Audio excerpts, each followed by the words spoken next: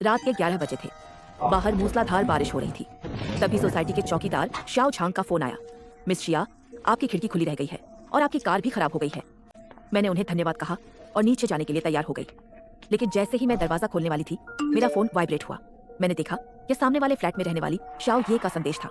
बाहर मत निकलना, तुम्हारे घर के बाहर कोई खड़ा है। मैं एकदम सन्न रह गई। मेरी पीठ पर ठंडा पसीना बहने लगा और दिमाग सुन्न हो गया। मेरे घर का दरवाजा बहुत मोटा था और उसमें कैट आई भी नहीं लगी थी, क्योंकि मैंने सुना था कि कुछ चोर कैट आई निकालकर दरवाजा खोल लेते हैं।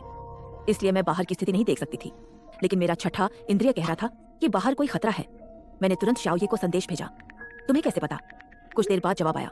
मैं अभी नीचे पार्सल लेने जा रही थी। दरवाजे की दरार से मैंने देखा कि तुम्हारे घर के बाहर 3 लोग खड़े हैं। मुझे डर लगा, इसलिए मैं बाहर नहीं निकली। उसी समय फोन पर चौकीदार शाओ झांग की आवाज आई। मिस शिया, जल्दी आइए। मैं आपकी कार को छाते से ढककर खड़ा हूँ, लेकिन बारिश बहुत तेज है। तभी मुझे याद आया कि सोसाइटी में सीसीटीवी कैमरे लगे हुए हैं। मैंने तुरंत कहा, शाओ झांग, मेरे घर के बाहर कुछ अजनबी लोग हो सकते हैं। क्या आप कंट्रोल रूम में जाकर कैमरे में देख सकते हैं? क्या? अच्छा, मैं अभी देखता हूँ। लेकिन आपकी कार की चिंता मत कीजिए। पहले कैमरा देखिए और फोन मत काटिए। कुछ मिनट बाद शाओ झांग की आवाज फिर आई। मिस शिया, आपके दरवाजे के बाहर कोई नहीं है। मैंने कहा, लेकिन सामने वाली शाओ ये ने तो। इतना सुनते ही शाओ झांग अचानक बोला, क्या? सामने वाली शाओ ये?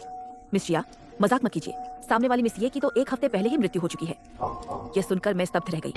मुझे याद आया कि सचमुच 1 हफ्ते पहले उनके घर पर शोक सभा हुई थी, लेकिन मैंने ज्यादा ध्यान नहीं दिया था। क्या सच में शाओ ये मर चुकी थी? मैंने घबराकर फोन देखा। संदेश सचमुच शाओ ये के नंबर से ही आए थे और हमारे पुराने चैट भी मौजूद थे। अगर शाओ ये मर चुकी है तो क्या मुझसे कोई भूत बात कर रहा है? मैं भूत प्रेत पर विश्वास नहीं करती थी, इसलिए मैंने उसकी परीक्षा लेने का फैसला किया। मैंने संदेश भेजा, शाओ ये, चौकीदार कह रहा है कि मेरे दरवाजे के बाहर कोई नहीं है। क्या तुम फिर से देख सकती हो? कुछ देर बाद शाओ ये ने एक फोटो भेजी। मैंने फोटो खोली। वह पुलिस द्वारा जारी एक वांटेड नोटिस था। फिर उसका दूसरा संदेश आया।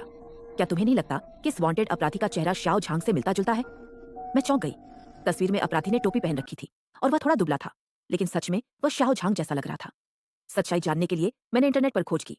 वह वांटेड नोटिस असली था, लेकिन इससे कुछ साबित नहीं होता था। हो सकता है दोनों सिर्फ एक जैसे दिखते हों। शाओ झांग हमेशा हमारी मदद करता था। वह अक्सर सामान उठाने और खाना लाने में मदद करता था। एक बार तो उसने मेरा खोया हुआ बटुआ भी ढूंढकर लौट आया था। मैं उसे अपराधी मानने के लिए तैयार नहीं थी, लेकिन मैं उस पर पूरी तरह भरोसा भी नहीं कर सकती थी। आखिर उसने कहा था कि शाओ ये मर चुकी है, जबकि मैं अब भी उसी से बात कर रही थी। या तो कोई गलतफहमी थी, या फिर वह मुझे दरवाजा खोलने के लिए फैला रहा था। दोनों ही स्थिति में मेरे लिए दरवाजा खोलना सुरक्षित नहीं था। मैंने कुछ देर सोचा और फिर शाओ झांग से कहा, शाओ झांग, मेरी कार की चिंता मत कीजिए। मेरी तबीयत ठीक नहीं है।